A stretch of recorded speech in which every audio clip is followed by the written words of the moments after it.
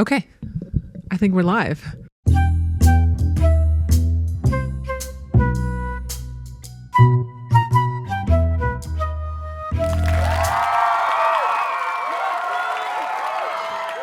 Okay. Hi, I'm Manon and I read mysteries. And today I'm welcoming you to my brand new BookTube channel. I've been on Bookstagram and BookTok since 2021. I also started my newsletter that same year. It's called the Clues Letter. So if you're following me here from any of those places, hello, hi. And if you're brand new to me, hi, nice to meet you. I'll talk about this, I guess, in more detail soon, but it's been a big dream of mine to have a BookTube channel for a while. And it's still quite intimidating to start one. So I think what I'm doing today is just the BookTube Newbie tag. These are 10 questions, maybe 11 questions, all about why I read, what I read, and BookTube related things. I thought this would be a really low pressure way to dip my toes into YouTube, especially considering I've never edited a long form video. I've never posted anything on YouTube. So other than shorts, but that's easy. So new terrain, new questions, and let's just get started. Oh my God. Very on brand. Question number 1. Why did you start this channel? I think we could talk about the elephant in the room first, the whole TikTok ban. I think BookTok really came into its own and people began to realize how much they talk about books. So like those people, when that TikTok ban was looming, I was beginning to think, oh my God, what am I going to do? And so I had the idea a couple years ago in 2023 to start a BookTube channel, but I was always really intimidated by it. I set up the whole channel and I made my little intro and everything. I didn't feel quite ready. And I think a lot of that trepidation has been dampened a little bit by just posting more consistently on TikTok. I'm not as afraid anymore to film videos, which really helps with your on-video presence. So yeah, I think that the ban aligned perfectly with my pre-existing desire to post on here. Just made sense to diversify a little bit and not rely so heavily on TikTok as my only video platform. Plus, I'm just excited to talk about mystery books here. Question number 2, what are some fun and unique things you could bring to BookTube?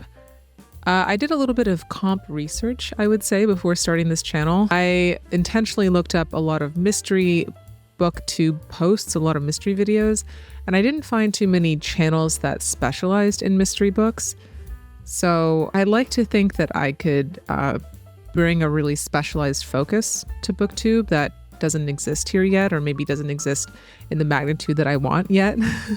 I think everybody should be reading mystery novels, but that's just me. I follow a few who do talk about mystery books quite extensively, just not their only focus. And I think this being my only focus is hopefully going to be fun and unique because I do want to do some deeper dives, videos about history of mystery and like video essays, things like that, that just go beyond the typical book recommendations, although I will be doing that as well. I think that's it for now. Question number 3. What are you most excited for about this new channel?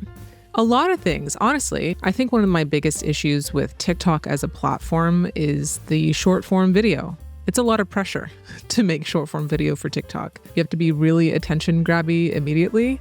And I actually have to edit my videos extensively to remove a lot of extra stuff that I think distracts from the point, because I want it to be really easily consumed. And I think people who are on TikTok want content like that. And that's why I edit it like that. BookTube, a little different. I think people come here and they expect long form content. They want to settle in for a little bit. I can talk for longer. I can ramble for longer. And I think it's just a little bit less pressure that way. I know it's a little bit more of a commitment to edit these videos, but I do think that filming them is going to be easier for me. And I think it's just really exciting to try a new format, to speak longer, to speak more in depth, and to create content that is designed to be just watched more like YouTube content. I love YouTube content. I listen to a lot of YouTube videos like podcasts almost. So that's one of my goals, is to bring podcast style videos here on my channel. I'm also really excited to find this new audience, because if you've ever switched content platforms before, you know that every time you switch a platform, you encounter an entirely new group of people. There might be some overlap with what you've experienced before, but The vibes between Instagram and TikTok, I remember when I shifted, it was like, oh my God, this is like a totally different crowd and totally different expectations. And it was exciting. I mean, you get to learn about a whole new different way of creating content for people. So I'm excited to learn. Question number 4, why do you love reading? I'm going to modify this a little bit to fit what you probably already know about me. Why do you love reading mysteries? Where do I begin? I think a lot of my love for mysteries comes from the really engaging puzzle-like nature of a detective novel. The more puzzling, the better for me. I like being able to have something to think about, to figure out while I read. It's not that I only exclusively read mystery. I occasionally will pick up a different kind of book, but over the years, I've read more and more exclusively mystery. And in terms of what I talk about online, it's just crime novels. There's just something so addictive about a murder mystery, especially in terms of not just figuring it out, but also going through that really dark journey of, psychologically who could commit a crime like this. And then at the end of the book, you just always know you're going to get some kind of closure, some kind of justice, ideally, but depending on the book, you might just get what I would call closure instead. I like to joke that I've broken my brain by reading too much mystery because now I want murder in every book that I read. But genuinely, like, when I read historical or romance or fantasy, I just don't feel that same itch to get to the end as I do with a mystery novel. It's just a really special genre, I think, in that respect. Question number 5, what book or series got you into reading? This is easy. This is so easy. Well, actually, first I'll just say The Phantom Tollbooth. Shout out to The Phantom Tollbooth. That's like an iconic book that I think got a lot of kids interested in reading and learning. But from a mystery perspective, my favorite series growing up were the Trixie Belden books. They were written by ghostwriters, so not one particular author I can credit. Trixie Belden is a teen sleuth of the Nancy Drew archetype, like mid 20th century teen sleuths.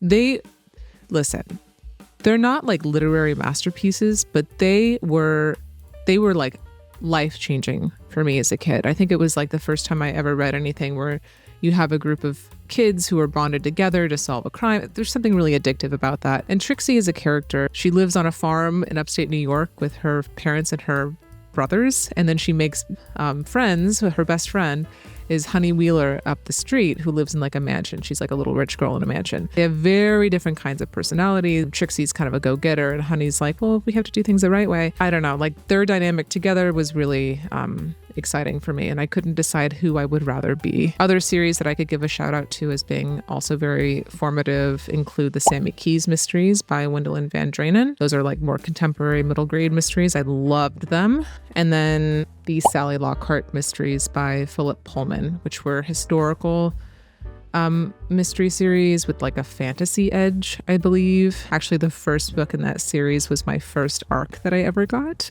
I got it at like I think it was called Book Expo in LA in like 2007. I wish I still had it because that would be a really exciting little like piece of mystery man in history.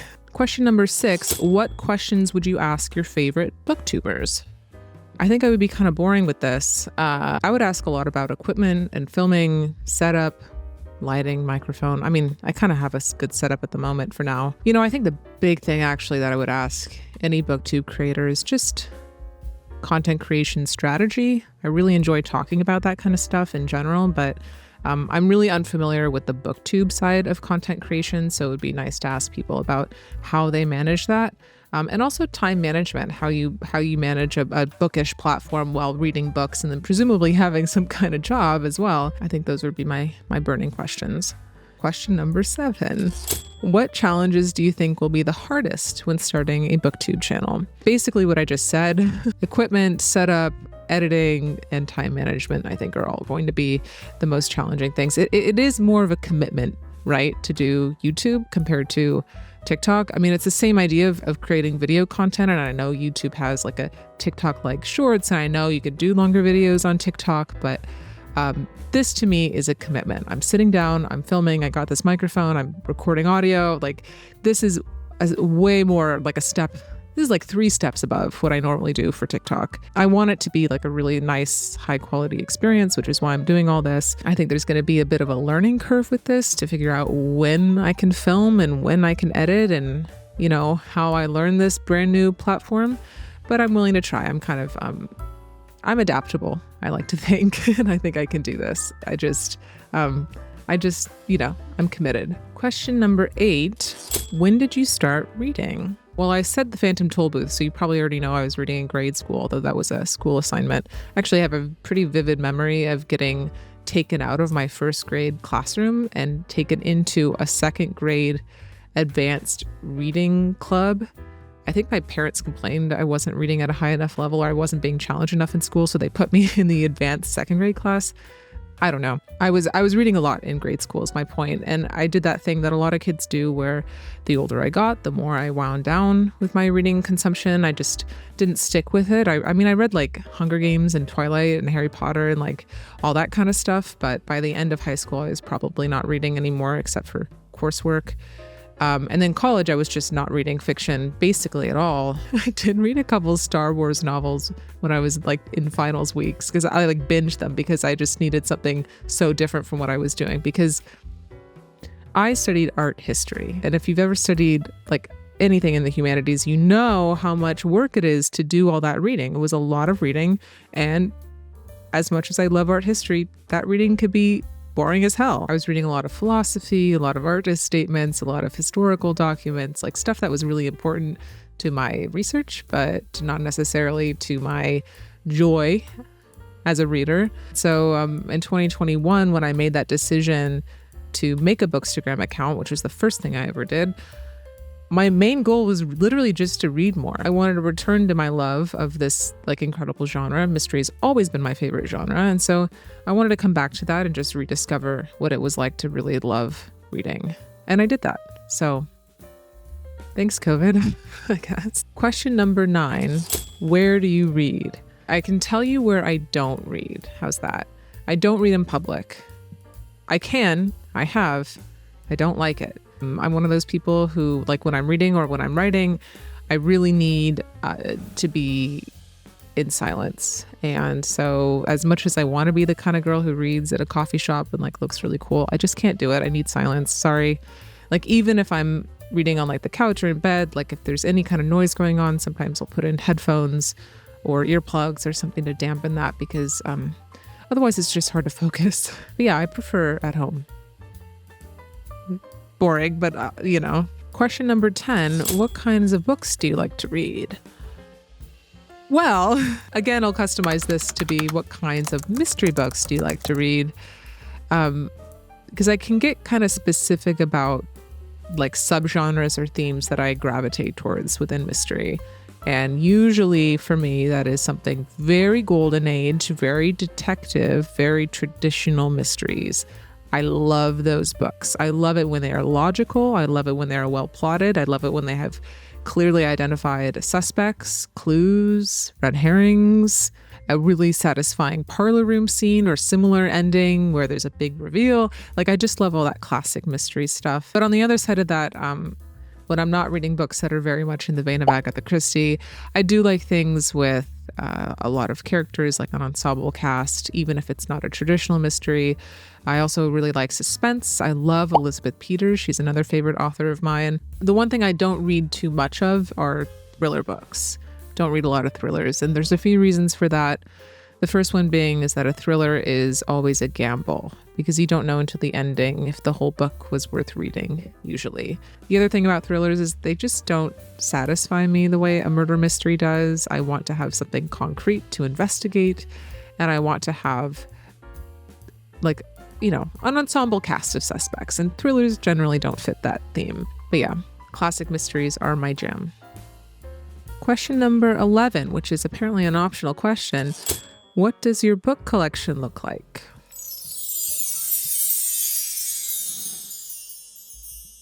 It looks like that. I actually have another bookshelf in the other room that's more of a TBR bookshelf. You do not need to ask me how cramped it is on that shelf right now. I do not want to talk about it. But this one is all stuff that I've read. I have like a whole stack of ARCs here. I have hardcovers, some extra ARCs, and then down here is my Elizabeth Peters collection, which I don't think you can see. I've got a lot of books. And then I have a whole classic section, which I don't know what's in frame because I'm doing this on my phone. These are all like my Christies. I have some Dorothy Sayers. I have some like mystery reference books, things that are really exciting and the classic about the genre. That wraps up the video.